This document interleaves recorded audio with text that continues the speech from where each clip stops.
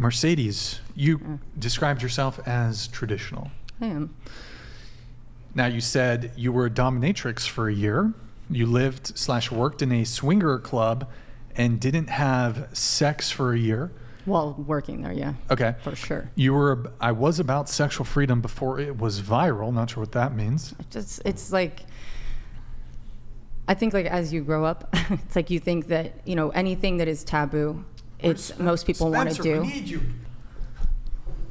I'm not into the whole like body count culture and like the whole thing about like, you know, it doesn't matter. I'm just being sexually free and like all that shit. Like I've kind of like lived through that, and it's not, I actually envy girls that have a lower body count because I went through like my wild times and I'm like, I've learned through life, it's just like, make a list of what you want in a partner, become that, and that person will arrive. Like that's the way to be. And it's not about like I was crazy and I was on substances like when I was much younger and I was making real bad decisions, but I've changed my life around. So I'm not, you know, but I am all for, like, I did wild out there shit. I was a dominatrix for a year. I was just 1 year. Yeah, it was a little bit much. Like the whole fucking having slaves and shit. I was being, this one woman I met, she was like, do you want to be a dominatrix? So she was like, I'll teach you. I have my own dungeon. I was like, okay, why not? I always used to say yes to everything. I mean, I left home at 15. So like I have had a wild life. Do you want to explain what a dominatrix is for our dear friend Aspen? It's like, it's basically like bondage, it's BDSM.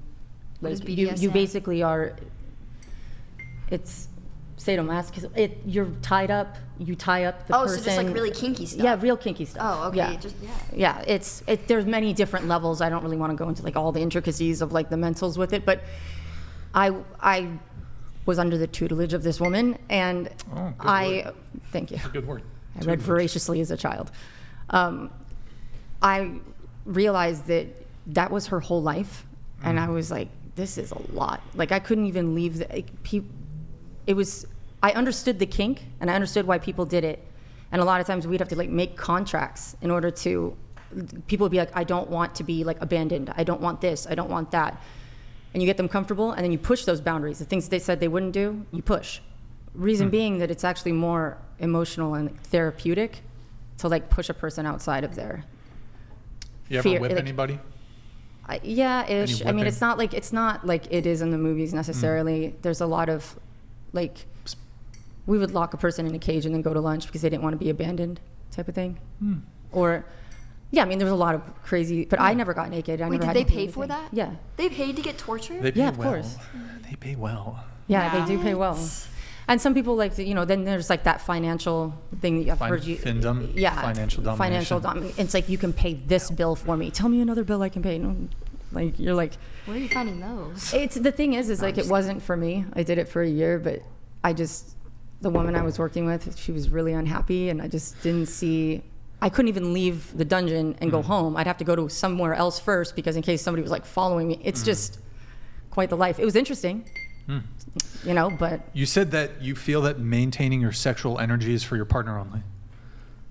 In your notes. I believe that it's important to maintain your sexual energy and have it with your partner only. What about, you mentioned something about AI, something about AI.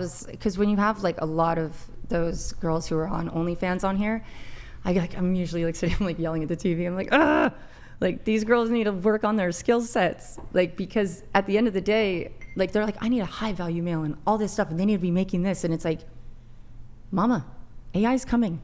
And those crazy dorky guys that you are like making fun of that aren't as good enough for you or whatever, those are the ones making the AI girls who are going to take your job on OnlyFans, and those guys are going to be making the money. Well, wasn't there that story that was in the news a few weeks ago about that somebody on AI they're already had doing an it. OnlyFans and they made like $1 million Yeah, no, they're already in a doing it day. because guys know what guys want.